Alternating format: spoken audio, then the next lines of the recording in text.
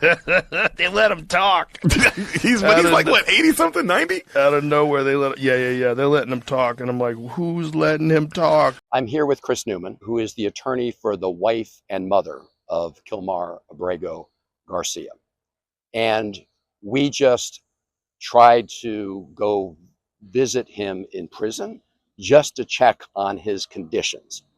Is he doing okay? Because nobody has any communication with him since he was illegally abducted from Maryland and sent to CCOT prison in El Salvador, which is a U.S. District Court judge said was a violation of all his due process rights.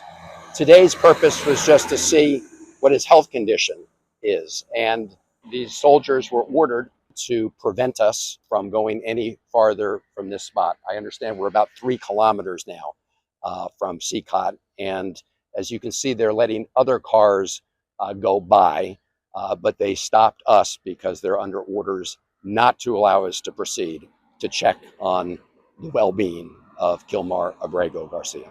The case of Abrego Garcia, this guy, wait until you hear what we've just found out about this guy. He's the left poster boy, favorite poster boy child for just a Maryland dad who President Trump picked on.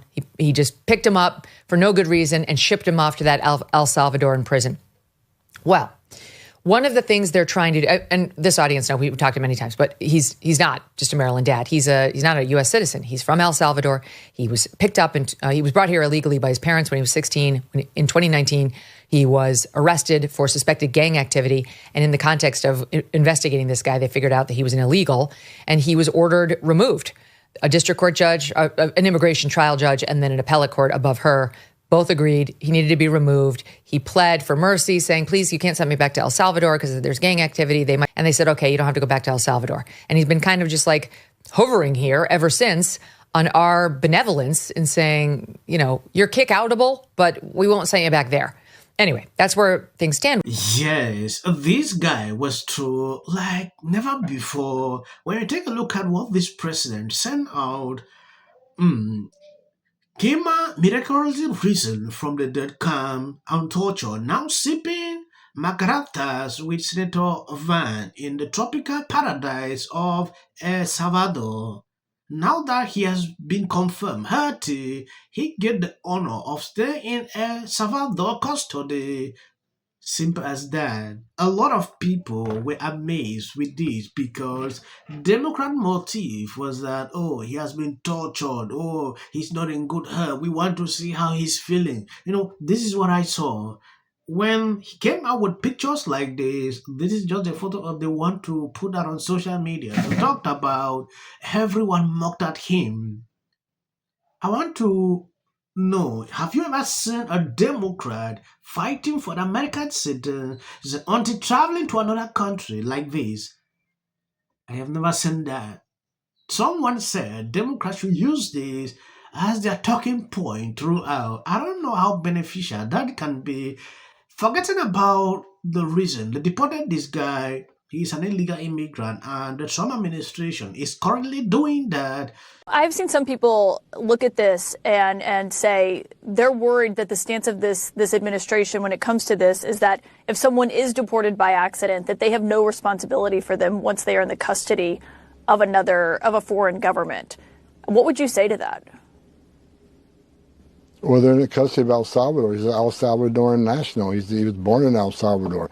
El Salvador has him in custody, and El Salvador decide what happened to him. I mean, again, the El Salvadoran president made it clear he's not going to release him. So again, I'm going to go back. The DOJ, they can fight this out in the courts. As I'm not a part of that. I'm not an attorney. I'm not a prosecutor. So we'll let the courts, decide what the next steps will be.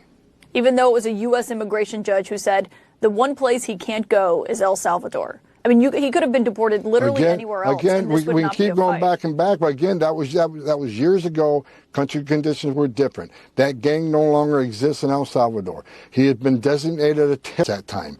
2 different federal judges said he's an MS-13 member. A police department said he's an MS-13 member. ICE data shows he's an MS-13 member. El Salvador says he's an MS-13 member. As you know, MS-13 has been designated terrorist. The case has the facts of the case have changed since that first decision. So again, I'll leave it up to the DOJ to argue that case in court, but that is where I stand, and that's my belief. Yes, when you take a look at this, the Trump DOJ has released evidence demonstrating that Kilmar is a member of the MS-13. Of course, that is still beside the point. Abrego came here illegally. He broke the law every additional day. He stayed here. He has no right to live in America. And guess what? He's a citizen of El Salvador. So they have every right in the world to refuse the extradite one of their own citizens, especially if it will help him escape justice for being the member of this criminal gang. Okay, now look at the whole situation. It is complicated. What the president of El Salvador sent out, like, you have seen him, he's in good heart, everything is cool, he will stay here throughout his custody. That is end result. So when you look at this whole thing, extremely concerning.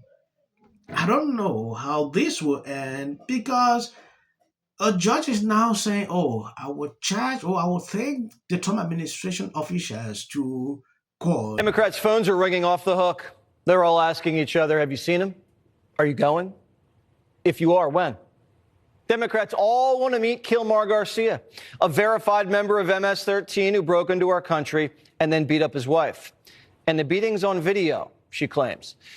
One Democrat tells Axios, we got 24/7 calls on it this week, more than any other topic. That means Democrats aren't calling senators about tariffs, Signalgate, or egg prices. All they want to do is empty a mega prison into Maryland. Senator Van Hollen's getting a little lonely in El Salvador. He's the only one who's ever tried to break into a prison.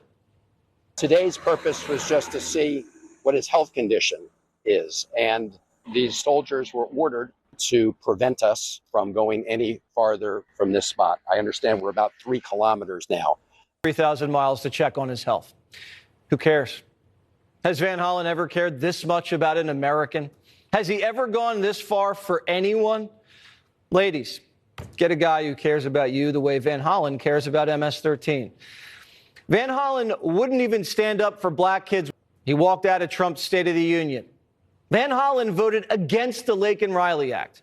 And now the esteemed senator from Maryland is demanding a caravan of Democrats descend into El Salvador and break an illegal out of prison like he's Nelson Mandela. I may be the first member of Congress here, the first senator, but I can assure you more will be coming.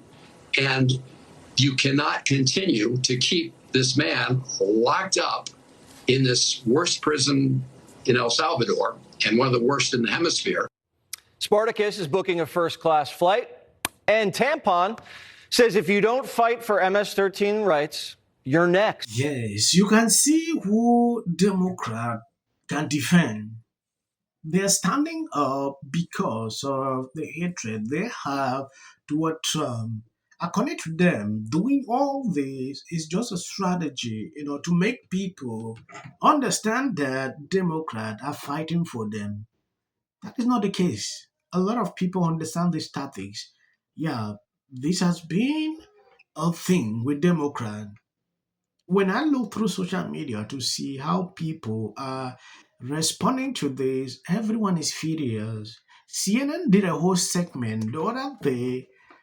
They realized from that poll that majority of Americans believe that all illegal immigrants should be deported. Yeah, that is what that video says. So you can understand that people are not really concerned with this. They are in support with what Trump is doing. This guy, forget about the gang issue. He's an illegal immigrant, implying that normally he should be deported back into his country. His case is just a clear one that you can't really even defend to a certain point. Yeah. Democrat came with that strategy to paint it like he has been tortured. Oh, they've done this to him. He has been, the way they were singing it, this president disproved them by just allowing that guy to come out and interact with. They realize the guy is fresh, he's cool, Nothing has happened to him. So what exactly are these people actually talking about? This is country. They should allow him.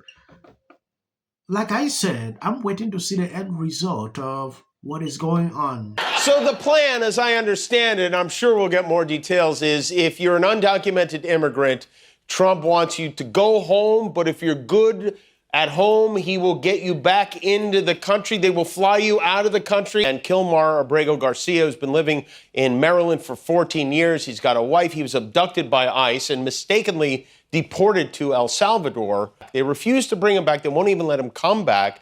I think we're all following the news of the day. We are seeing right before our eyes what it looks like when the head of the government of the country we live in doesn't think he has to obey the courts or the law. It's an incredibly important and incredibly dangerous moment for the country. As you know, we've been following the case of Kilmar Abrego Garcia, undocumented migrant from El Salvador, married an American woman, has a kid, living the American dream. Until the Trump administration sent him to an El Salvadorian mega prison by, and I'm quoting, that mode, which is going to render them possibly an irrelevant party if they don't change. Yes, I'm a free speech guy. Randy Fine. Everybody, he had